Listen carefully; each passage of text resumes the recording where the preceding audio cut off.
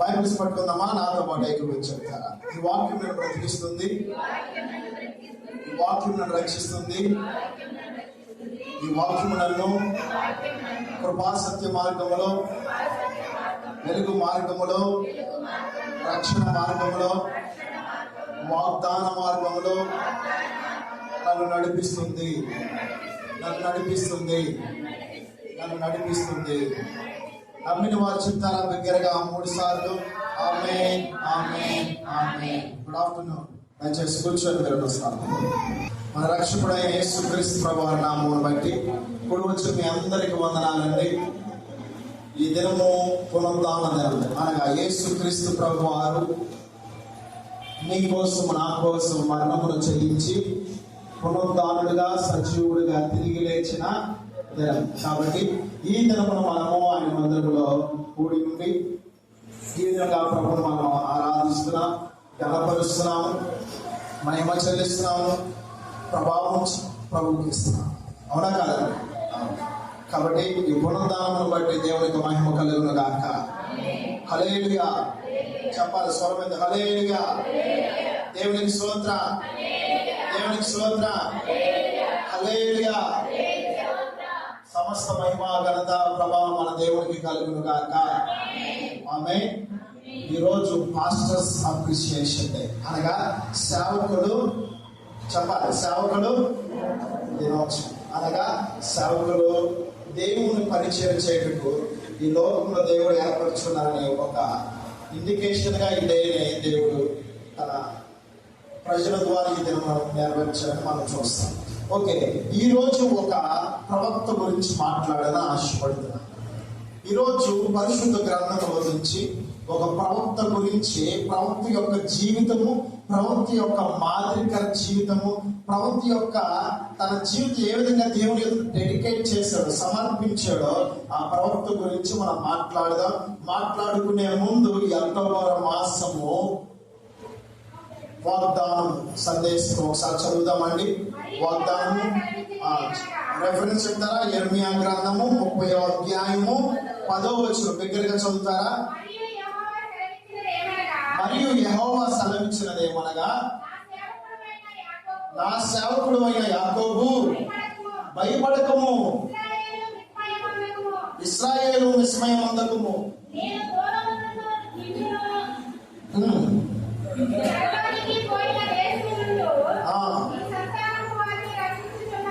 నీ సంతానపు వారిని రక్షించున్నాను.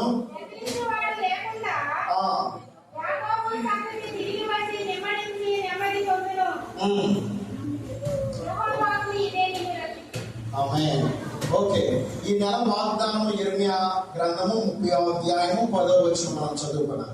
ఎంతమంది ఈ వాగ్దానం ఎత్తుబడి ప్రార్థిస్తున్నారని దినం చెప్తారా? ఓకే, దేవుడు మిమ్మల్ని దీవించును గాక. ఈ వాగ్దానం మీ సంతతి విషయంలో నెరవేర్పు కలుగును గాక. సంతతి అనగా యువర్ జనరేషన్స్, అనగా నీ వంశము, మీ బిడ్డల బిడ్డల బిడ్డల వంశములో ఈ వాగ్దానం నెరవేర్పు కలుగును గాక. ఆమేన్. ఓకే, ఈ యెర్మీయా ప్రవక్త గురించే మనం మాట్లాడుకుందాం. ఈ యొక్క ఉదయకాలం నేను ప్రార్థిస్తూ ఉండగా దేవుడు నాతో మాట్లాడిన మాట మీతో పంచుకున్నాను. యెర్మీయా ప్రవక్త గురించి దేవుడు మాట్లాడమని చెప్పి ఉన్నాడు. ఒక ఎవరి యెర్మీయా ప్రవక్త? ఇంగ్లీష్ మనం చూస్తే జెర్మియా అని పిలుస్తాము, తెలుగులో యెర్మీయా అని మనం పిలుస్తాం. యెర్మీయా ప్రవక్త యోధా దేశములో యెరూషలేము సమీపములో, అనగా 3 మైళ్ళ ప్రాంతములో ఈశాన్య ప్రాంతం అనే, ఈశాన్యం అనగా ఈశాన్యం దిక్కు వైపు ఉన్న 3 మైళ్ళు అనగా 3 కిలోమీటర్ల దగ్గరలో ఉన్న అనాతోతు అనే గ్రామంలో జన్మించారు. ఎవరండి ఈ ప్రవక్త? మనం మాట్లాడుకునే ప్రవక్త ఎవరండి? యెర్మీయా. తెలుగులో యెర్మీయా అంటారు, ఇంగ్లీష్ లో జెర్మియా అంటారు. We are talking about Jeremiah, the prophet of Jeremiah. ప్రవక్త అయిన యెర్మీయా. చెప్తారు నాతో పాటు, ప్రవక్త అయిన యెర్మీయా. ఓకే, మళ్ళా మీ పక్క వాళ్ళకి చెప్పడం, ప్రవక్త అయిన యెర్మీయా. ఆమేన్. ఓకే, ఈ దినము మనం మాట్లాడుకుందాం ప్రవక్త అయిన యెర్మీయా స్టోరీ గురించి మనము మాట్లాడుకుందాం. ఈ దినము సేవకుల దినం కాబట్టి ఈ దినము ఆ ప్రవక్త గురించి మనం సందర్భించుకుందాం, అలాగా మాట్లాడుకుందాం. ఓకే, ఈ ప్రవక్త ఎక్కడ జన్మించాడంటే యోధా దేశంలో యెరూషలేము ప్రాంతం దగ్గరలో ఉన్న అనాతోతు అనే గ్రామంలో నివసిస్తూ ఉన్నారు. ఈ వచ్చిన మనం చూసినట్లయితే యిర్మీయా గ్రంథం 1వ అధ్యాయం 1వ వచనం 2వ వచనంలో మనము చూడవచ్చు. దయచేసి స్పష్టంగా చదువుతారా? అనాతోతు కాపురములో ఉన్న యాజకులలో ఒక్కడై హిజ్కియా కుమారుడైన హిల్కియా. ఇతని తండ్రి గారి పేరేంటండి? హిల్కియా. చెప్తాను స్వరం మీద మరో ఒకసారి. హిల్కియా. దీని చరిత్ర అంటారు. మనం ప్రతి ఒక్కటి స్పష్టముగా మనము వెతకాలి. మన వాక్యం ధ్యానించాలి. చదువుతాము కాదండి, వాక్యం చదవకూడదు. వాక్యమును మనం మెడిటేషన్ చేయాలి, అనగా ధ్యానించాలి. దివారాత్రమును మనం వాక్యం ఎప్పుడైతే ధ్యానిస్తామో దేవుని ప్రత్యక్షతను మనము పొందుకుంటాము. ఈ యిర్మీయా ప్రవక్త దేవుడు ఏ విధంగా మాట్లాడాడంటే దర్శనపూర్వకంగా మాట్లాడాడు. మనం ఎప్పుడైతే వాక్యం ధ్యానిస్తామో దర్శన విధముగా దేవుడు స్ఫూర్తిగా మనతో మాట్లాడతాడండి. దర్శనం అనగా మనం మెరుగుగా వచ్చేదే దర్శనం. మనం కళలో వచ్చేదా, మనం నిద్రించినప్పుడు వచ్చేదాన్ని కళ అని మనం పిలుస్తాం. ఓకే, ఇతని తండ్రి గారి పేరు మనం చూసినట్లయితే హిల్కియా. ఇక్కడ మనం చూసినట్లయితే he was born on క్రీస్తు పూర్వం 650 ప్రాంతంలో అనాతోత్ అనే గ్రామంలో జన్మించాడు. ఎవరండి జన్మించింది? యిర్మీయా ప్రవక్త ఏ గ్రామంలో జన్మించాడు? అనాతోత్ అనే గ్రామం. ఈ అనాతోత్ అనే గ్రామం ఎక్కడ ఉంది? యెరూషలేము ఈశాన్య ప్రాంతంలో ఉంది. ఈశాన్యం ఎక్కడ ఉంటుంది మనకి? అకార్డింగ్ టు మన ఈశాన్యం అంటే లెఫ్ట్ సైడ్ ఉంటుంది. లెఫ్ట్ సైడ్ కదండి, కింద ఉంటుంది కదా, తూర్పు సైడ్ లో కింద ఉంటుంది. ఈశాన్యంలో ఏమి ఉంటుంది మనకి? చెప్పాలి, నీరు. అంతేనా? నీరేనండి ఉండేది. ఓకే, కానీ వాస్తులు మనం నమ్మొచ్చా నమ్మకూడదా? నమ్మొచ్చా నమ్మకూడదా? కొంతమంది అంటారు, అయ్యా నోవా కూడా మన దేవుడు కొలతలతో ప్రకారం కట్టించాడు కదా అంటారు. కట్టించాడు, దాని ఒక ప్రణాళిక ఉంది. కానీ మళ్ళా దేవుడు మోషే ద్వారా ప్రత్యక్ష గుడారం కట్టించాడు. పరిశుద్ధ స్థలము, అతి పరిశుద్ధ స్థలంలోకి అక్కడ ఉన్న ప్రజలు వారు చేసిన పాపం బట్టి అబ్బని తీసుకొచ్చారు. అవన్నీ మనం చూసినట్లయితే వాటర్ ఏ ప్రాంతంలో తెలుసా ఉంది? పడమర సైడ్ ఉంది. అన్ని రివర్స్ గా ఉంది. మరి అదే బ్రదర్ ఈశాన్యంలో ఉంటుంది కదా వాటర్. ఈశాన్యం లేదు, పడమర అంటే బ్యాక్ సైడ్ మన వీ బ్యాకే కదండి పడమర అంటే. అన్ని రివర్స్ గా ఉంటాయి. ఇంకా మనం చూసినట్లయితే అబ్రాడ్ కంట్రీస్ మనం వెళ్ళినట్టయితే వారికి ఏమి ఉండదు. వారి ఇష్టావిధముగా వారు కట్టుకుంటారు, ఏం కాదు. ఎప్పుడైతే మనం మూఢనమ్మకాలను అనుసరిస్తామో మూఢనమ్మకాలే మన మీద ఏలుబడి చేస్తాయి. ఎప్పుడైతే నువ్వు నీతిగా జీవిస్తావో నీతే నీ మీద ఏలుబడి చేస్తుంది. ఎప్పుడైతే నువ్వు అన్యాయమైన మార్గం నడుస్తావో అన్యాయమే నీ మీద ఏలుబడి చేస్తుంది. కాబట్టి మనం ఏదైతే చేస్తామో అదే మనకు సహాయం చేస్తుంది.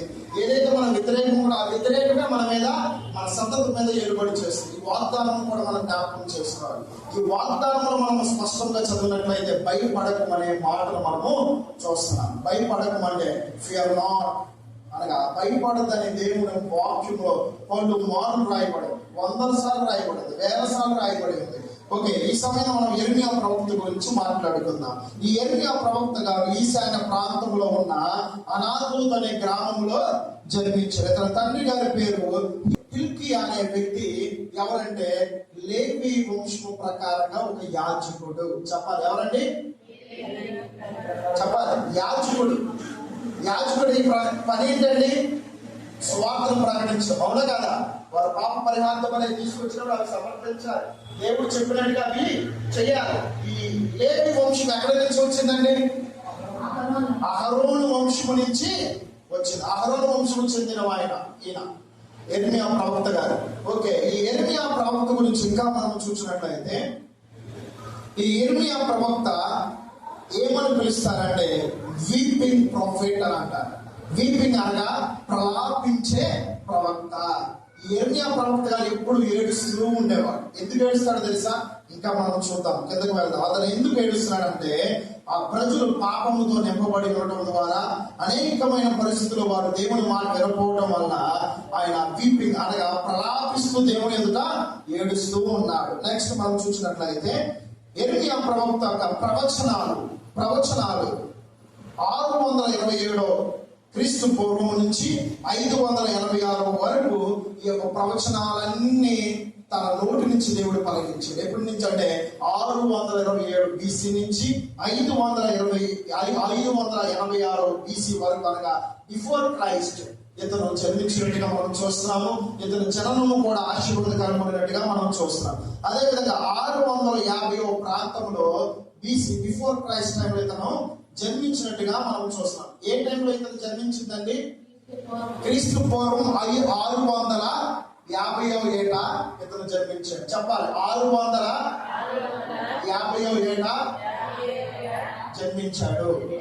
ఓకే, ఇతను ప్రవచనాలు అనగా ఇతను లెగసీ అనగా ఏమంటారు అనగా తను జీవించిన జీవితము, వైఖరి, ఇక తన గుణ లక్షణాలు కూడా మనం చూస్తాం దీన్ని. ఓకే, ఈ యొక్క జీవితము అతను దేవుడు వాడుకున్న విధమును కూడా మనం పలుకుతాం ఈ లెగసీలో.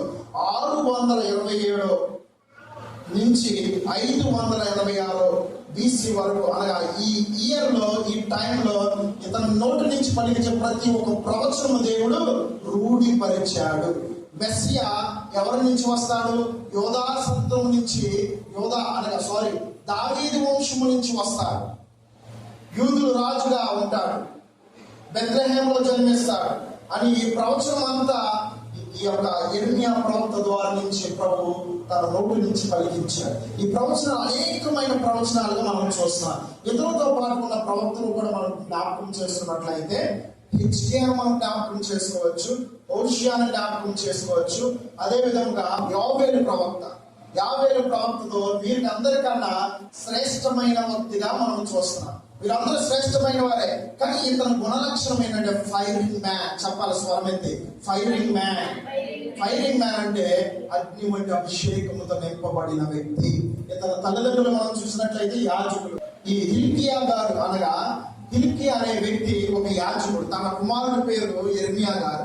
యిర్మీయా గారు తన తల్లిదండ్రులు యాజకులు కాబట్టి దేవుని యందు భయభక్తులు కలిగి తన చిన్న జీవితం, అనగా తన బాల్యం నుంచి తన దేవుని ఎదుట యథార్థంగా జీవించిన వ్యక్తిగా, దేవుని యందు భయభక్తులు కలిగిన వ్యక్తిగా మనం చూస్తున్నాం.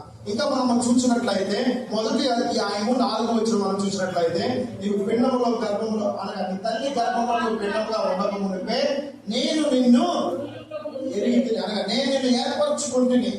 I have been chosen you, I have been selected you. చదవండి అమ్మ 4వ వచనం ఒకసారి. యెహోవా నాకు ప్రత్యక్షమై ఎలాగూ సెలవిచ్చెను, గర్భంలో నేను నిన్ను రూపింపక మునిపే నేను ఎరిగితిని,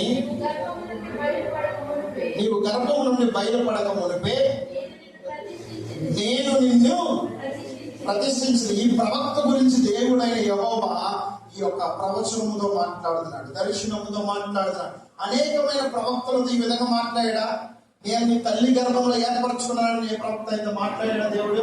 కానీ ఇక్కడ మనం చూసినట్లయితే ఈ యిర్మీయా అనే ప్రవక్త వాజ్ ఎ ఫైరింగ్ మ్యాన్, అనగా అభిషేకం, అగ్ని వంటి అభిషేకంతో నింపబడిన వ్యక్తి, ప్రత్యేకమైన వ్యక్తి. తన బాల్య దినములో తన తల్లి గర్భంలో పిండముగా ఉన్నప్పుడు నుంచే దేవుడి చేత ఏర్పరచబడిన వ్యక్తి, ఎన్నిక చేయబడిన వ్యక్తి, అభిషేకించబడిన వ్యక్తి. అదే విధంగా మనం చూసినట్లయితే ఆయన పేరులో ఉన్న అర్థం మనం చూసినట్లయితే ఆదరిస్తాడు లేదా ఉద్ధరిస్తాడు, లేకపోతే యెహోవా స్థాపించాడు. యిర్మీయా అనే మాటకు అర్థము యెహోవా స్థాపించాడు. దేవుడు ఏ వ్యక్తినైనా స్థాపిస్తే ఆ వ్యక్తి జీవితం ఎలా ఉంటుందంటే ఆశీర్వాదకరంగా ఉంటుంది, దీవెనకరంగా ఉంటుంది. దేవుడు యిర్మీయా ప్రవక్తను ఎక్కడ స్థాపించాడండి? చెప్పాలి, తల్లి గర్భంలో. చెప్పాలి, మీ పక్కన వస్తుంది, తల్లి గర్భంలో. తల్లి గర్భంలో ఎవరిని స్థాపన చేశాడు? యిర్మీయా ప్రవక్తని. మీరు ఆది కాండం నుంచి ప్రకటన గ్రంథం మీరు చూసినట్లయితే తల్లి గర్భములో అనగా రూపించింది ఒకే, అనగా అందరూ రూపించబడ్డారు, బట్ స్పెషల్ గా దేవుని చేత స్థాపించబడింది ఎవరండి? యిర్మీయా. అందరూ దేవుని చేత స్థాపించబడ్డాడు, కానీ voice came from up above, not this world. ఈ లోకం నుంచి మాట దేవుని యొద్ద నుంచి యొక్క స్వరము వచ్చింది. ఇదే మాటలు మనం చూసినట్లయితే యిర్మీయా గ్రంథం 30వ అధ్యాయము 4వ వచనం 3వ వచనం మనం చూసినట్లయితే, ఇదిగో యిర్మీయా నేను చెబుతున్న మాటలు ప్రతి ఒక్కటి నువ్వు రాయించుకో అని అక్కడ మనం చూస్తున్నాం. యెహోవా ఇశ్రాయేలు గూర్చి యోధా ప్రజలు గూర్చి సెలవిచ్చిన మాట ఏమనగా, యెహోవా ఇట్లనెను, సమాధానం లేని ఇశ్రాయేలు కాలంలో దాని పైకి వెళ్ళండి కొంచెం ఒకసారి 3వ వచనం చూడండి. నేను చెప్పిన ప్రతి ఒక్క మాట రాయొచ్చు. ఎన్నో వచ్చిన అది 3వ వచనం చదవాలి. చెరలో నిన్ను విడిపించి నేను ఇచ్చిన దేశమును వారు స్వాధీనపరచుకున్నట్లు వారిని తిరిగి రక్షించదని యెహోవా సెలవిస్తున్నాడు. కావున నేను మీతో చెప్పిన మాటలన్నిటినీ ఒక పుస్తకములో రాసి ఉంచుకున్నాము అని ఎవరు చెప్తున్నారు? దేవుడైన యెహోవా అనగా యావే ఎవరితో చెప్తున్నాడు? యిర్మీయా ప్రవక్తతో చెప్తున్నాడు. నేను చెప్పిన ప్రతి ఒక్క మాట స్పష్టముగా రాయించుకో అంటున్నాడు. ఈ మాట ఎక్కడి నుంచి వచ్చింది? పైనుంచి వచ్చిందా, మనుషుల నుంచి వచ్చిందా? తల్లి గర్భంలో నేను రూపకము అనగా ఆ మాటలో ఎంత అర్థమో మీరు చూడాలి. God has been established the Jeremiah in his mother's womb. అనగా తల్లి గర్భమునందే దేవుడు ఏర్పరచుకున్నాడు. కాబట్టి నా ప్రియ సహోదరి సోదర, ఇంకొన్ని యొక్క ప్రవక్త గురించి మనం లోతైన మాటలు చూద్దాం. యిర్మీయా యొక్క సందేశాలు అనగా ఈ మెసేజ్లు, ఈ యొక్క సారాంశం మనం చూసినట్లయితే మొదటిగా ఒత్తిడి గురించి అతను ప్రజలకు చెప్పిన మెసేజ్లు. రెండవది తిరుగుబాటు గురించి మనము చూస్తున్నాం. ఇంకా మనం చూసినట్లయితే ఆయన చేసిన పిలుపు, ఆయన దేవుని చేత ఏ విధంగా అయితే ఏర్పరచబడ్డాయంటే ఇప్పుడు మనం చదువుకున్నాము. తల్లి గర్భమందు తను ఏర్పరచబడ్డారు. ఇంకా మనం ఆయన సందేశంలో మనం చూసినట్లయితే దేని నిమిత్తం ఆయన ప్రకటించాడంటే పాపముల గురించి ప్రకటించాడు. ఆయనకు ఒక పేరు ఉంది. యిర్మీయా అనే పేరుకి అర్థం ఏంటంటే వీపింగ్ ప్రాఫెట్ అనగా ప్రలాపించే ప్రవక్త అని మనం ఇప్పుడు మాట్లాడు. ఎందుకు ప్రలాపించాడంటే ఇప్పుడు చెప్తున్నా మీకు వినండి. అతను సందేశం ఎక్కువగా ఎలా ఉంటాయి అంటే ప్రవక్త యిర్మీయా పాపముల గురించి చెప్తా ఉంటాడు. అక్కడ ఉన్న ప్రజలు, ఇశ్రాయేలు ప్రజలు విగ్రహారాధన చేస్తూ ఉంటారు. దేవుని ఆరాధించకుండా ఆ మనుషుల నుంచి ఆరాధిస్తున్నారు, రాజులను ఆరాధిస్తున్నారు. ఇంకా మనం చూసిన దూడలను చేసుకొని, ఇంకా అక్కడ ఉన్న ప్రజలు ఎలా ఉన్నారంటే అన్ని ఆచారములతో కలిగి, విగ్రహం కలిగి వారు ఆ విధముగా ఉన్నారు. ఇంకా మనం చూసినట్లయితే అక్కడ ఉన్న ప్రజలకు ఈ విధముగా ఖండితముగా ప్రకటిస్తూ దైవికమైన తీర్పులో వారు నడిపించాలని వారి నిమిత్తము కన్నీరు విడిచి ప్రార్థించిన వ్యక్తిగా మనం చూస్తున్నాం. ఇదండి ఆయన జీవితం. ఇంకా ఆయన మనం జీవితం చూసినట్లయితే కష్టాలతో పరిచయం చేశాడు. యిర్మీయా ప్రవక్త సుఖముతో పరిచయం చేయాల. తల్లి గర్భమందు దేవుడు స్థాపించాలి. మీరు అనొచ్చండి, బ్రదర్ మరి తల్లి గర్భమందు అతను స్థాపించబడ్డాడు కదా, మీరే చెప్పారు కదా ఆది కాండం నుంచి ప్రకటన గ్రంథం వరకు ఇటువంటి కాలింగ్ ఎవరికి లేదు. కానీ ఇతను ప్రత్యేకమైన కాలింగ్ ఉంది కదా, ఇతను దేవుని చేత స్థాపించబడ్డాడు కదా, మరి ఎందుకని బ్రదర్ ఇతనికి కష్టాలు వచ్చినాయి అంటారా? దేవుని పరిచర్య అంటే సులువైనది కాదండి. దేవుని పరిచర్య అంటే ఎలాంటిదో తెలుసా? కష్టాలతో కూడింది. ఇంకా మనం చూసినట్లయితే ఆయన కష్టాలతో పరిచయం చేశాడు. అదే విధంగా వ్యతిరేకతలు వచ్చినాయి. అనేక మార్లు ఆయన జైల్లో వేసినట్టుగా మనం చూస్తున్నాం. అనేకమైన విషయాలు ఆయన మీద శిక్ష వేసినట్టుగా చూస్తున్నాం. వ్యతిరేకమైన పోరాటాలు అతని మీద కలిగినట్టుగా మనం చూస్తున్నాం. ఈ చరిత్ర అంతా మనం ధ్యానం చేసినట్లయితే దేవుని వాక్యం నీతో నాతో మాట్లాడు. ఒక ప్రవక్త నిలబడాలంటే దేవుని చిత్తం, ఒక ప్రవక్త జన్మించాలంటే దేవుని చిత్తం, ఒక సేవకుడు ఒక సేవకురాలు జన్మించాలంటే అది దేవుని చిత్తమే. కాబట్టి ఎవరి కోసం అంటే మీ కోసము, మీ బిడ్డల కోసము, మా కోసము కాదండి. ఇక్కడ మనం మాట్లాడుకుంది ఎవరి గురించి అంటే యిర్మీయా ప్రవక్త గారు కష్టాలతో, వ్యతిరేకులతో, నిందలు, అవమానాలు, జైల్లో వేసి నష్టాలు కలిగిస్తూ అతని శిక్షలు వేస్తూ అనేకమైన పరిస్థితులు అతను పరిశుద్ధులు అనుభవిస్తున్నాడుగా నిందలు పాలైపోయాడు, అవమానాలు పాలైపోయి ఉన్నాడు. ఇంకా మనం చూసినట్లయితే ఒత్తిడికి గురైనట్టుగా మనం చూస్తాం. యాంగ్జైటీ, ఒక సేవకుడు ఒత్తిడిగా గురైపోయాడు, ఒక ప్రవక్త ఒత్తిడికి గురైపోయిన వాడిగా మనం చూస్తున్నాం. రెండోది తిరుగుబాటు చేస్తున్నారు ప్రజలు సేవకుడి మీద, సేవకుడిని ఒత్తిడిలోకి నడిపిస్తున్నారు. ఇంకా రెండోది మనం చూసినట్లయితే తిరుగుబాటు చేస్తున్నారు. ఎవరు చేస్తున్నారు తిరుగుబాటు? ఇశ్రాయేలు ప్రజలు ఎవరి మీద చేస్తున్నారు చెప్పాలి, ఎవరు చెప్పాలి? యిర్మీయా ప్రవక్త మీద తిరుగుబాటు చేస్తున్నారు. దేవుడికి ఇష్టం లేని ఏంటో తెలుసా అండి? తిరుగుబాటు ఎక్కడ స్టార్ట్ అయ్యింది తెలుసా? ఎక్కడ కాదు స్టార్ట్ అయ్యింది, పరలోకంలో లూసిఫర్ ఏం చేశాడు? తిరుగుబాటు చేశాడు. ఒక ఆలోచన తిరుగుబాటుగా అయింది. ఏం చేశాడు దేవుడు? కిందకి పడేశాడు. ఆ సైన్యం అనే దూతలు అనగా లూసిఫర్కి సంబంధించిన దూతలు ఉంటాయి, సముద్రం మీద దూతలు ఉంటాయి తెలుసా? ఈవిల్ స్పిరిట్స్ ఎన్ని రకాలుగా ఉంటాయో మీకు తెలుసా? ఒక దురాత్మ ఒక వ్యక్తిలోకి ఏ విధంగా వస్తుందో తెలుసా?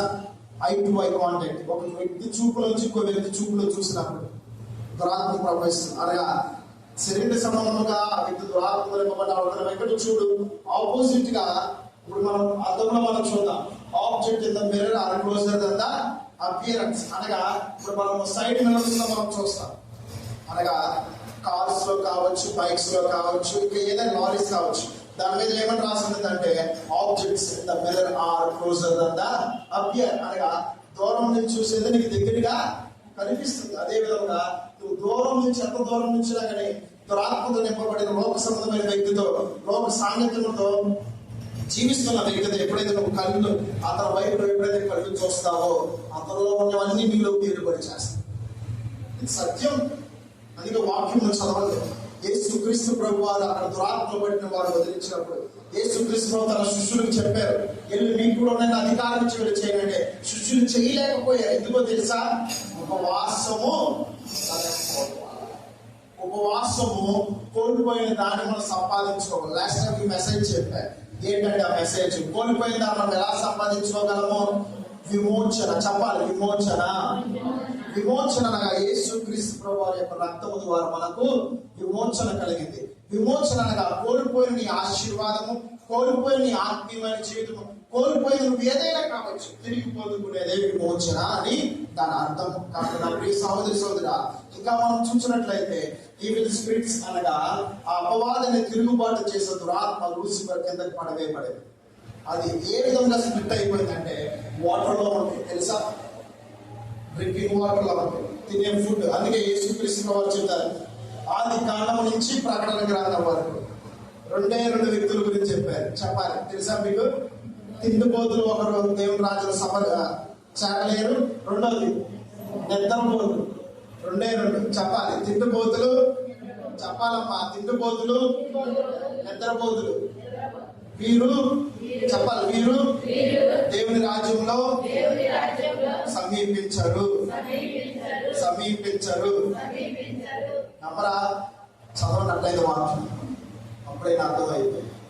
ఇక్కడ ప్రవక్త అయిన యెర్మయా ఎందుకు ప్రలాపిస్తున్నాడంటే ఆకలి దప్పులు కలిగి దేవుని ప్రత్యక్షత పొందుకున్నాడు. ఇశ్రాయేలు ప్రజల గురించి, క్షేమం గురించి ప్రార్థిస్తున్నాడు. వారు మాట వెంట్ల విసిగిస్తున్నారు, తిరుగుబాటు చేస్తున్నారు, విగ్రహాలను చేస్తున్నారు, పాపములు చేస్తున్నారు, స్త్రీలు పాపము చేస్తున్నారు, పురుషులు పాపము చేస్తున్నారు, ఇంకా మనుషులు పశువులతో పాపము చేస్తున్నారు. అనేకమైన విధములతో వారు పాపములతో నింపబడి ఉన్నారు. వ్యభిచారముతో నింపబడిన పొరుగు వారి భార్యను ఆశిస్తున్నారు, కోపముతో ఉన్నారు, విగ్రహాలతో ఉన్నారు, హేళన చేస్తున్నారు, అల్లరితనముగా ఉన్నారు, మద్దతులతో ఉన్నారు. ఇంకా మనం చూసినట్లయితే శరీర కార్యములు స్పష్టమైన గలతీయులకు రాసిన పత్రిక 5వ అధ్యాయం 19వ వచనం నుంచి 22వ వచనం మనం చూసినట్లయితే శరీర కార్యములు ఉంటాయండి. ఇవన్నింటితో ఇశ్రాయేలు ప్రజలు పీడిస్తూ ఉన్న సమయంలో యెర్మయా ప్రవక్త దేవుడు మాట్లాడుతూ ఈ వాగ్దానం గురించి దేవుడు నీతో నాతో మాట్లాడుతున్నాడు. మరి ఒకసారి వాగ్దానం చదువుదామండి. యెర్మయా గ్రంథం 30వ అధ్యాయం 10వ వచనం చదువుదాం. మరి యెహోవా సెలవిచ్చినదేమనగా, నా సేవకుడైన యాకోబు భయపడకుము, ఇశ్రాయేలు విస్మయమందకము, నేను దూరం నుండి నిన్నును సంతానపు వారిని రక్షించుచున్నాను. బెదిరించువాడు లేకుండా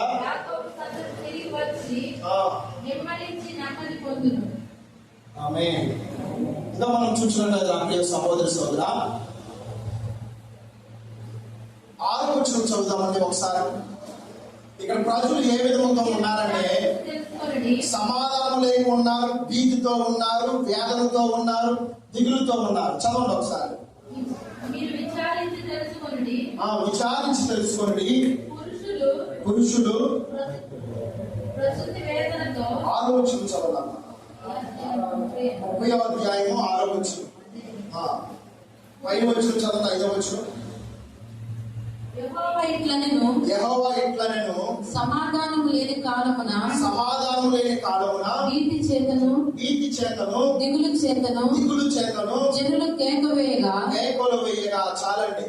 ఇక్కడ మీరు దయచేసి ఈ వచనం మీరు ధ్యానం చేయాలి. ఈ వచనం దగ్గర మీరు ఆదుకోండి. సమాధానం లేకున్నారు. ఎవరు ఉన్నారు సమాధానం లేకుండా?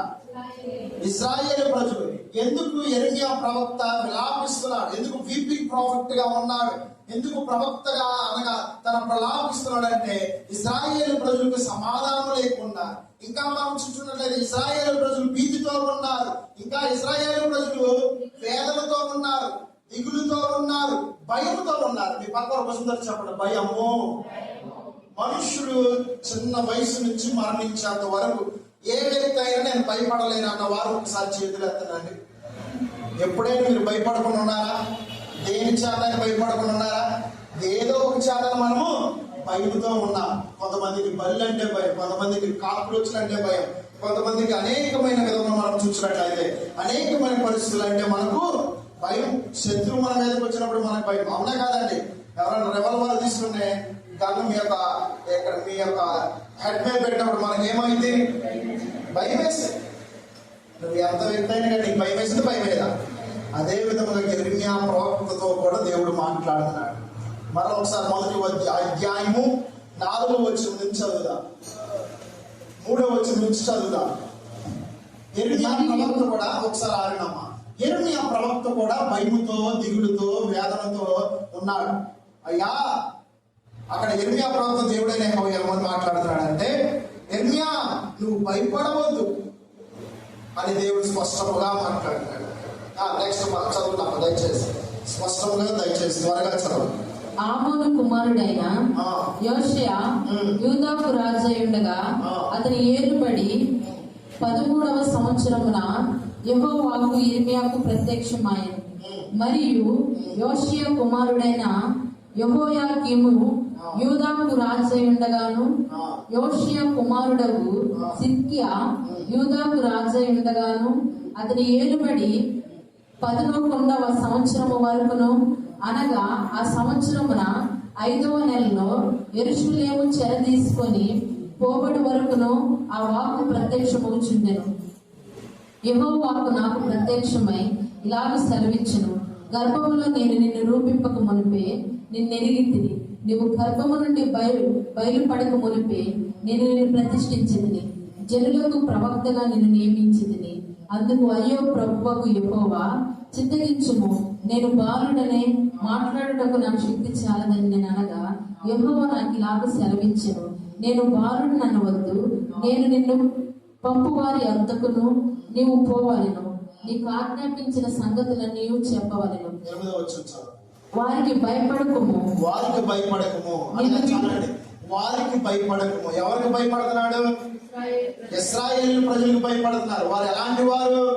సమాధానం లేని వారు. రెండోది తిరుగుబాటు కలిగిన వారు. మూడోది విగ్రహారాధన కలిగిన వారు. నాలుగోది మీరు చూసినట్లయితే లోకం అంతా వారిలోనే ఉన్నది.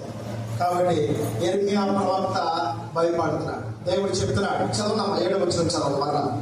యెహోవా నాకు ఇలాగ సెలవిచ్చెను, నేను బాలుడని అనవద్దు, నేను నిన్ను పంపువారి యొద్దకును నీవు పోవలెను, నీకు ఆజ్ఞాపించిన సంగతులన్నీ చెప్పవలెను. వారికి భయపడకుము, నిన్ను విడిపించుటకు నేను నీకు తోడై ఉన్నాను. ఇది యెహోవా వాక్కు. ఆమేన్. ఓకే, మనం దేని నిమిత్తమైన భయపడుతున్నాము? నా వైపు చూడ దయచేసి. మీరు అప్పులతో భయపడుతున్నారా? శోధనలో ఉన్నారని భయపడుతున్నారా? వేదనలో ఉన్నారని భయపడుతున్నారా? ఇంకా మీ బిడ్డలు మీ మాట వినట్లేదని భయపడుతున్నారా? ఇంకా మీకు గర్భఫలం లేదని భయపడుతున్నారా? ఉద్యోగం లేదని భయపడుతున్నారా? వివాహం కావట్లేదని భయపడుతున్నారా? ఎంత సంపాదించిన చిల్లి సంచులో వేయబడుతుందని మీరు భయపడుతున్నారా? మీ ఆత్మీయమైన జీవితం వెనకబడిలో ఉందని భయపడుతున్నారా? శరీర సంబంధమైన ఆశీర్వాదం మీకు లేదని భయపడుతున్నారా? ఏ సమస్యతో మీరు బాధపడుతున్నారో, భయపడుతున్నారో, దేవుడైన యెహోవా యెరెమీయాతో మాట్లాడుతూ నీతో నాతో కూడా ఈ సమయంలో మాట్లాడుతున్నాడు. ఏమిటంటే భయపడవద్దు. ఈ నెల వాగ్దానం యెరెమీయా గ్రంథం 30వ అధ్యాయం 10వ వచనం ప్రకారంగా భయపడవద్దని దేవుడు నీతో నాతో మాట్లాడుతున్నాడు. దేని చేత మనం భయపడదండి? భీతితో మనం ఉన్నాం, వేదనతో ఉన్నాం, దిగులుతో ఉన్నాం. ఎందుకు మనకు సమాధానం లేకపోతుందంటే దేవునికి విరోధముగా మనము జీవిస్తున్నాం. We need the deliverance. మనకు విడుదల కావాలి. ఇంకా మనం 8వ వచనంలో, మనం 30వ అధ్యాయము 8వ వచనం మనం చూసినట్లయితే, మీ మెడ మీద ఉన్న కాడి విరగొట్టబడాలి. ఆ కాడి ఎప్పుడైతే విరగొట్టబడుతుందో శాపము, వ్యాధులు, అనారోగ్యములు, నిందలు, అవమానాలు, ఏదైతే కాడి నీ మెడ మీద ఉందో ఆ కాడి విరగొట్టబడాలి. విరగొట్టువాడు ఎవరండి? యెహోవాయే, యావే. కాబట్టి నీ దేవుడైన యెహోవా కాడిని విరగొట్టును గాక. నీ మీద ఉన్న శాపము కాడిని విరగొట్టును గాక. పాపపు కాడిని విరగొట్టును గాక. దాస్యపు కాడిని విరగొట్టును గాక. వ్యాధి అనే కాడిని విరగొట్టును గాక. దీర్ఘకాలపు వ్యాధులు ఏదైతే మీరు పీడింపబడుతున్నారో ప్రతి కాడి యేసు నామమున విరగొట్టబడును గాక. ప్రతి కాడి యేసు నామమున విరగొట్టబడును గాక. Every yoke should be break out in the mighty name of Jesus Christ. ప్రతి కాడి విరగొట్టబడును గాక. నీ శిరస్సు అవమానంతో ఉందా? కానీ నా ప్రభు ఈ సమయంలో నీతో నాతో మాట్లాడుతున్నాడు. యెర్మియా శిరస్సు దేవుని శిరస్సుగా మార్చబడింది. యెర్మియా శిరస్సు దేవుని ప్రత్యక్షత రాకముందు ఎలా ఉంటే భయం అనే శిరస్సుగా ఉంది. కానీ ఎప్పుడైతే దేవుని ప్రత్యక్షం వచ్చిందో ఎలా ఉందో తెలుసా? ఆశీర్వాదం అనే శిరస్సుగా ఉంది. నేను నీకు తోడై ఉన్నాను. మొదటి అధ్యాయం 8వ వచనం మనం చదువుకున్నాము. నేను నీకు తోడై ఉన్నాను. ఇదే మాట మనం ఎవరి విషయంలో చూస్తాం? మోషే విషయంలో మనం చూస్తాం. మోషేకు దేవుడు తోడై ఉన్నాడు. ఈనాడు దేవుడు నీతో నాతో మాట్లాడుతున్నాడు. ఈ సరస్సు మీద మీ కుడి హస్తములు పెట్టుకొని చెప్పండి, దేవుడు నాకు తోడై ఉన్నాడు. పలకండి, పలకండి, యేసు నామమున పలకండి. అసలు యేసు నామమున ఈ శిరస్సుకు నా దేవుడు తోడై ఉండును గాక. నాకు నా దేవుడు తోడై ఉండును గాక. నా బిడ్డలకు దేవుడు తోడై ఉండును గాక. ఈ సంఘముకు దేవుడు తోడై ఉండును గాక. నా ఆత్మీయ జీవితము దేవుడు తోడై ఉండును గాక. ఈ శిరస్సు అవమానంలో ఉంది నాయన. ఈ శిరస్సు ఘనత తెచ్చే విధంగా ఈ శిరస్సు మార్చబడును గాక. ఈ శిరస్సు భయముతో ఉందా? వ్యాధులతో ఉందా? అనారోగ్యంతో ఉందా? భీతితో ఉన్నావా? What are the circumstances you are facing right now? God is saying that I will be deliver you. I will be deliver you. Every yoke is upon you. నీ మీద ఉన్న ప్రతి కాడి నేను విరగొడతాను అన్నాడు. విశ్వాసంతో పొందుకోండి. ప్రతి కాడి యాషరికాలదరికి బలకనక నామన ప్రతి కాడి విరగొట్టబడును గాక. ప్రతి భీతి విరగొట్టబడును గాక. ప్రతి పాపము విరగొట్టబడును గాక. ప్రతి తిరుగుబాటు కాడి విరగొట్టబడును గాక. ప్రతి వ్యాధులు విరగొట్టబడును గాక. ప్రతి రోగములు విరగొట్టబడును గాక. ప్రతి శాపం అనే కాడి విరగొట్టబడును గాక. ఎవ్రీథింగ్, ప్రతి ఒక్కటి యేసు నామమున శీఘ్రముగా విరగొట్టబడును గాక. ఇదేంటి నెల వాగ్దానం? ఈ నెల వాగ్దానం ఇదే. దేవుడైన యెహోవా యెర్మియాతో మాట్లాడుతూ ఉన్నాడు. ఈనాడు సేవకుడు యెర్మియా ప్రవక్త గురించి దేవుడు నీతో నాతో మాట్లాడుతున్నాడు. యెర్మియా ఎందుకు ప్రలాపిస్తూ ఉన్నాడంటే నీకోసమే. ఒక ప్రవక్త కన్నీరు విడుస్తున్నాడు నీకోసమే, తన కోసం కాదు. God is saying you, God is answering you only for your people, for your families only. తన ప్రజల కోసం, తన యొక్క కుటుంబముల కోసం, అనగా నీ కుటుంబముల కోసం, నీ జీవితాల కోసం బాగుండాలని యెర్మియా ప్రవక్త ప్రలాపించి వచ్చినప్పుడు దేవుడు ఘోరమైన ప్రవచనాలు దేవుడు ఇచ్చాడు. శ్రేష్టమైన ప్రవచనాలు ఇచ్చాడు. ఆ ప్రవచనాలను నెరవేర్పున్న దేవుడు కలగ చేశాడు. కాబట్టి మీ సంతతి భీతితో ఉందండి. దేవుడు చెప్తున్నాడు, భీతి అనేది, వేదన అనేది, ఆందోళన అనేది మనుషులు ఏలుబడి చేస్తుంది. వీటన్నిటి నుంచి మనకు విడుదల కావాలి, సమాధానం కావాలి, భీతి పోవాలి, వేదనకు పోవాలి, అన్ని పోవాలి. ఇప్పుడు మనం చూసినట్లయితే మనం ఒక వ్యవసాయానికి ఎద్దులు బండి తీసుకెళ్తాం. 2 ఎద్దులు మనం తీసుకెళ్తాం. వాటి మీద ఏం కాడి ఉంటుంది చెప్పాలి? ఏముంటుంది? కాడి ఉంటుంది. ఆ కాడి దాని మీద పెట్టినప్పుడు ఆ రైతు చండకారు పెట్టి కొట్టినప్పుడు ఎడమ వైపు వెళ్ళమంటే, కుడి వైపు వెళ్ళమంటే వెళ్తాయి. ఏ దిక్కులో వెళ్ళమన్నా వెళ్తాయి. ఎద్దు వలె మనం లోబడాలి, కష్టపడాలి. ఏ విధంగా కష్టపడాలంటే ఆయన పరిచర్య, ఆయన తుది శ్వాస విడిచేంత వరకు స్వార్థం ప్రకటించమన్నాడు. ఇది సేవకులకే కాదు, విశ్వాసులకు కూడా దేవుడు ఇచ్చిన వరమే. ఎక్కడ ఉంటుంది? ఓల్డ్ టెస్టమెంట్ ఓన్లీ లేవీస్, అనగా లేవీలు మాత్రమే స్వార్థం ప్రకటించాలి. లేవీలు, యాజకులు మాత్రమే ప్రకటించాలి. కానీ యేసు క్రీస్తు ప్రభువు వచ్చిన తర్వాత సేవకులు ప్రకటించాలి, విశ్వాసులు కూడా ప్రకటించాలి. ఏమని ప్రకటించాలంటే, ఏ వ్యక్తి అయినా బాధలో ఉన్నప్పుడు చెప్పండి, ధైర్యం చెప్పే మాటలు చెప్పండి. ఈ నోటి నుంచి ఎల్లప్పుడు కృప కలిగిన మాటలు వచ్చును గాక. అది అపోస్తలుడైన పౌలు గారు అంటున్నారు, ఈ నోరు ఉప్పుకరముగా ఉండాలి. ఇప్పుడు ఎంత పౌరులు కానీ ఉప్పు మర్చిపోయారు, రుచుందిదా? కాబట్టి ఏ వ్యక్తి అయినా దిగజారిపోయిన స్థితిలో, ఉదాహరణ అప్పుల్లో వెళ్ళిపోయాడా, ఆ బ్రదర్ దగ్గర చెప్పు, బ్రదర్ 10 మంది వచ్చి నీ అప్పులు తినక నీ ఇల్లు వేలపాటే అంటారు. కానీ నువ్వు వెళ్ళి ప్రార్థన చేస్తున్న, బ్రదర్ నీ అప్పులు దేవుడు త్వరగా తీరుస్తాడు. చూస్తాడంటే ఆ వ్యక్తి కృంగిన హృదయం లేకపోతే లేదా? అదే this is called encouragement of ministry. అనేక మంది సేవకులు మంచివారు ఉన్నారు, కూడా కొంతమంది విమర్శించే వాళ్ళు ఉన్నారు. యేసుక్రీస్తు ప్రభువారు ఎవరు విమర్శించాల తెలుసా? యేసుక్రీస్తు ప్రభువారు పరిచర్య ఏంటో తెలుసండి? ప్రోత్సహించే పరిచర్య. పక్కన పుస్తకం చెప్పండి, ప్రోత్సహించే పరిచర్య. నువ్వు ఆయన కుమార్తెవి, ఆయన కుమారుడివి కాబట్టి మనం ఎలా ఉండాలి? ప్రోత్సహించాలి, ఇతరులను ప్రోత్సహించాలి. కొండలు సైతము కదిలిపోవాలని ఏం చేయాలి? ప్రోత్సహించి పలుకు, యేసు నామమున పలుకు, ఖండించు, ప్రొక్లైమ్ ద గ్రేస్. కృప అంటే ఎవరు కాదు, నీ ప్రభు అయిన యేసే. పలుకు, యేసు నామమున నీలో ఉన్న వ్యాధి పోవును గాక, యేసు నామమున నాకు ఉద్యోగం వచ్చును గాక. ఇప్పుడు మనం ఉదయకాలం లెగకాలం మనం ఏం చేస్తాం? ఉద్యోగానికి అట్ట వెళ్ళిపోతాం, అలాగే వెళ్ళిపోతామా? ఏం చేస్తామని చెప్పాలి. ఏం చేస్తాం చెప్పాలి, ఏం చేస్తాం? ఇటు చూడాలి వైపు. ఉదయకాలం లెగటమే మనం ఉద్యోగానికి వెళ్ళక ముందు ఏం చేస్తాం చెప్పాలి. ఏం చేస్తాం? నీళ్లు తీసుకొని ఏం చేస్తాం? ముఖం ఇలా కడుక్కోవాలి. ఎందుకు కడుక్కున్నా చెప్పాలి. మన ముఖంలో ఏముంటుంది? నెక్స్ట్ ఇంకా మనం చూసినట్లయితే లోక సంబంధమైన అన్ని ముఖంలో ఉంటాయి.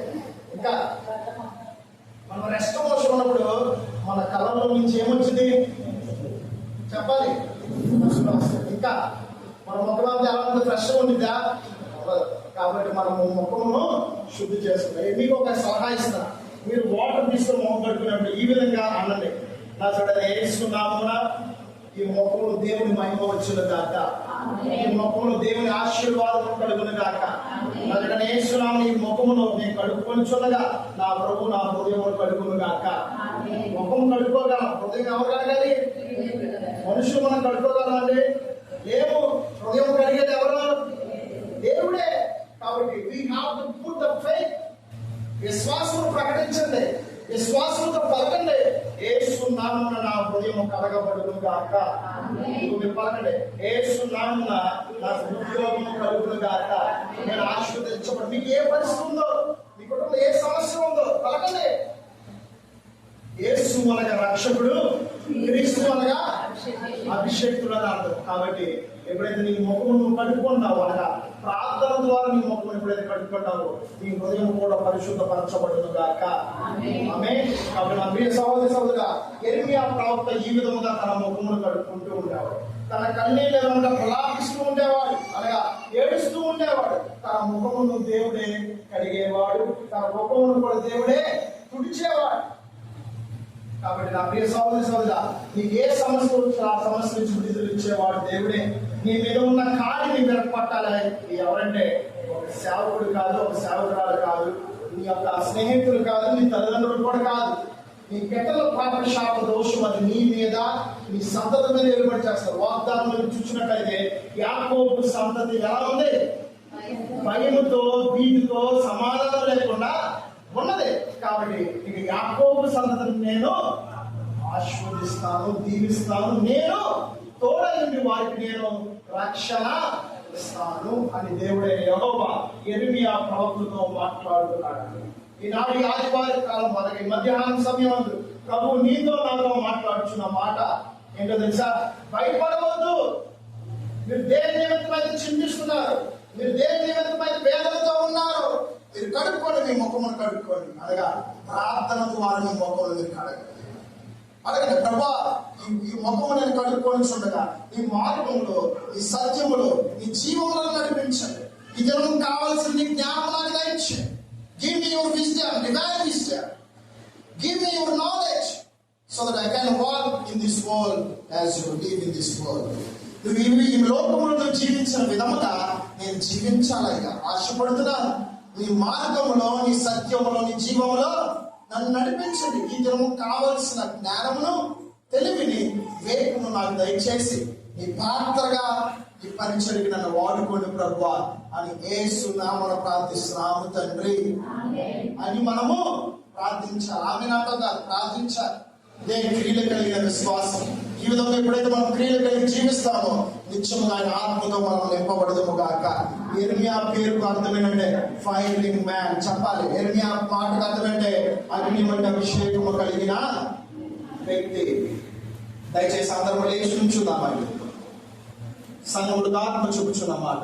చెవుగల వాడు వినును గాక. 8వ వచనం చదువుతారా దయచేసి? యెర్మియా గ్రంథము 30వ అధ్యాయము 8వ వచనం.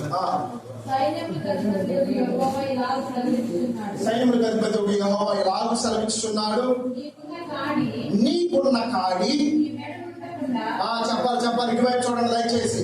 నా మెడ మీద ఉండకుండా చెప్పాలి. ఆ దినమున నేను దాన్ని విరిచి నీ కట్లు తెంపెదను.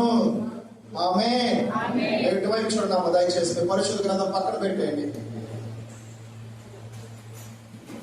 దయచేసి. మీ పరిశుద్ధ గ్రంథం పక్కన పెట్టండి. ఇంకా ఒక వచనం చదువుతారా? ఇంకా ఒక వచనం చదువుతారా? రోమిలి రాసిన పత్రిక the book of Romans chapter 13 13వ వచనం 7వ వచనం దయచేసి ఒకసారి చదవండి. దేవుడు చెప్తున్న మాట, if you honour we have to honour. 13వ అధ్యాయము 7వ వచనం. రోమిలి రాసిన పత్రిక 13వ అధ్యాయము 7వ వచనం. Honour and fear and tribute. ఇందుకే కదా మీరు పన్ను కూడా చెల్లించుచున్నారు. కాబట్టి ఎవనికి పన్ను వానికి పన్నును, ఎవనికి సుంకము వానికి సుంకము చెల్లించుడి. ఎవని ఎడల భయముండవలెనో వాని ఎడల భయమును, వాని ఎడల సన్మానం ఉండవలెనో వాని ఎడల సన్మానము కలిగి ఉండి అందరికీ వారి వారి గుణములను తీర్చుడి. అలా కింద వచ్చిన చదువు అదే 7వ వచనము కింద చదువు 5 కాకుండా మధ్యలో నుంచి కింద చదవాలి. ఎవని ఎడల భయం ఉండవలెనో ఎవని ఎడల భయం ఉండవలెనో వాని ఎడల భయమును, వాని ఎడల సన్మానం, ఎవని ఎడల సన్మానం ఉండవలెనో వాని ఎడల సన్మానమును కలిగి ఉండి అందరికి వారి వారి గుణములను తీర్చుడి. ఇక్కడ మీరు చూసినట్లయితే భయము సన్మానం చెప్తారు రాజాబడి. భయము సన్మానము. ఇక్కడ మనం మాట్లాడుకున్న భయం, అవునా కదండి? సన్మానం అనగా హానర్. ఇప్పుడు మీరు లేచి నుంచున్నారు, ఎవరికి గౌరవిస్తున్నారు? దేవునికి గౌరవిస్తున్నారు. అదే విధముగా సేవకులకు కూడా మీరు గౌరవిస్తున్నారు, అవునా కదండి? కాబట్టి భయం నుంచి మీరు ఎవరికైతే భయపడాలి? మనుషులు కాదు, దేవునికి భయపడాలి. నెక్స్ట్ మనం ఎవరిని గౌరవించాలి? దేవుని గౌరవించాలి. రెండోదిగా సేవకులను మనము గౌరవించాలి. నెక్స్ట్ మనము ప్రార్థనలోకి వెళ్దాం. దయచేసి మీ కుడి హస్తము మీ మెడ మీద పెట్టుకోవాలి. కాడి, అది ఏ కాడి మీకు తెలుసు. మీరు ఏ కాడితో ఉన్నారు? ఒక సమస్య మీ జీవితంలో ఏలుబడి చేస్తున్నా ఆ కాడి మీ మీద మోపబడింది.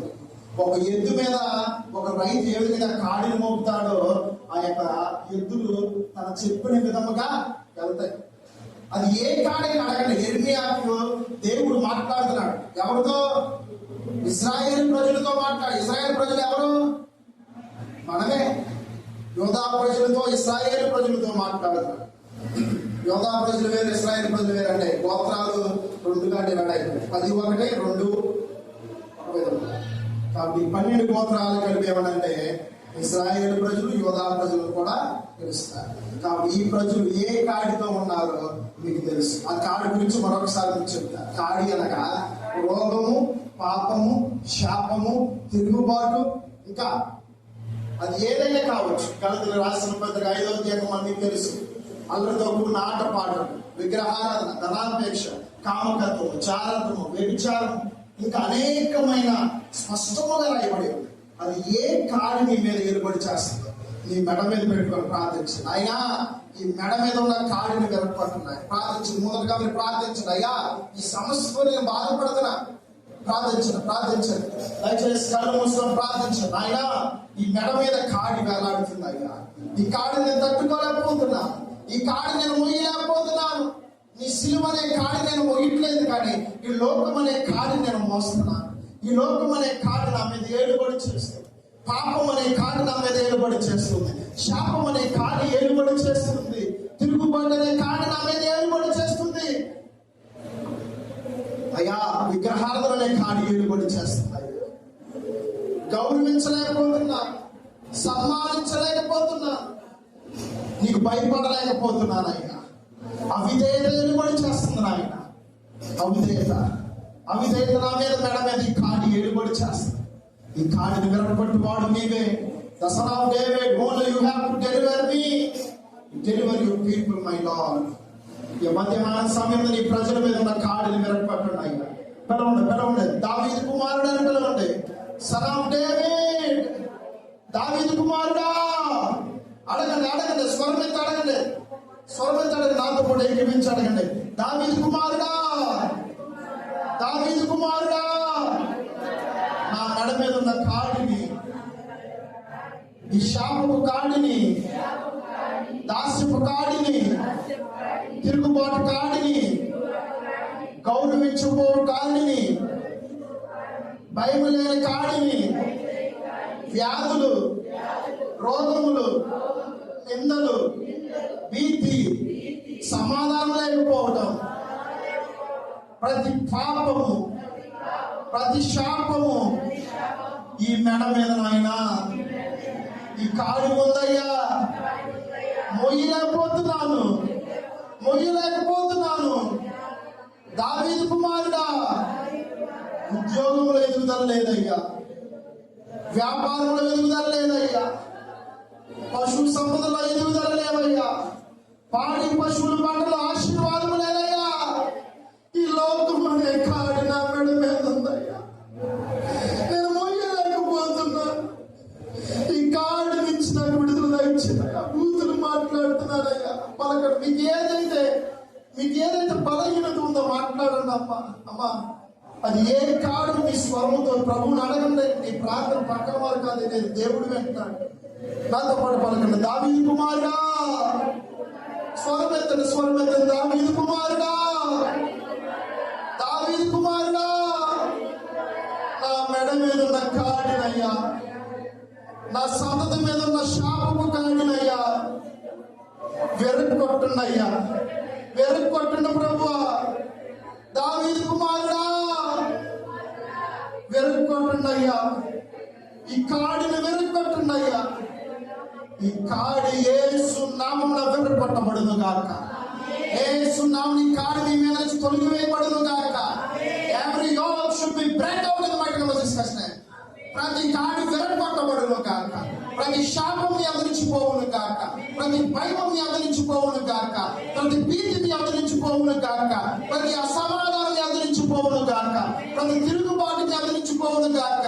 ప్రతి వ్యాధి తిరిగిపోవును గాక. ప్రతి ఒక్క రోగము ఆ కాడి మీ యొద్ద నుంచి విరగొట్టబడును గాక. యేసు నామమున అగ్నితో కాల్చబడును గాక. యేసు నామమున బంధింపబడును గాక. యేసు నామమున అగ్ని గంధములతో కాల్చివేయబడును గాక. దేవుని స్తోత్రములు చెల్లించండి, స్తుతులు చెల్లించండి, ఆకాశం చేయలేదు. ప్రభా, నా కాడిని వెరగొట్టదు నీకు స్తోత్రం తండ్రి. చెప్పాలి, కృతజ్ఞత చెప్పాలి. కృతజ్ఞత లేకపోవడం దేవునికి ఇష్టం లేనిది. కృతజ్ఞత చెల్లించాలి. నీ విశ్వాసం ఎప్పుడు చూపిస్తుంది. మీరు విశ్వాసం కాడిని వెరగొట్టాడు పరిశుద్ధ ఆత్మదేవుడు. దేవునికి ఇష్టమైంది కృతజ్ఞత సాక్ష్యము కావాలి. దావీదు కుమారుడు, నాతో పాటు చెప్పండి. దావీదు కుమారుడా, నా పాపమును క్షమించినయ్యా, నా శాపమును క్షమించినయ్యా. నా కోసము కలవరి సిలువలో మరణించి పునరుద్ధానుడుగా తిరిగి లేచమని నమ్ముచున్నాను. నువ్వు కార్చిన రక్తమును బట్టి నాకు క్షమాపణ కలిగింది. నా సంతతిని ఆశీర్వాదకరంగా మార్చండి. నా కాడిని వెరగొట్టినందుకు వందనాలయ్యా. దావీదు కుమారుడా, నీకు స్తోత్రము తండ్రి. దావీదు కుమారుడా, నీకు వందనాలయ్యా. నీకే మహిమ, ఘనత, ప్రభావం ఆరోపిస్తూ యేసు నామమున ప్రార్థిస్తూ అడుగుచున్నాము తండ్రి. ఆమేన్.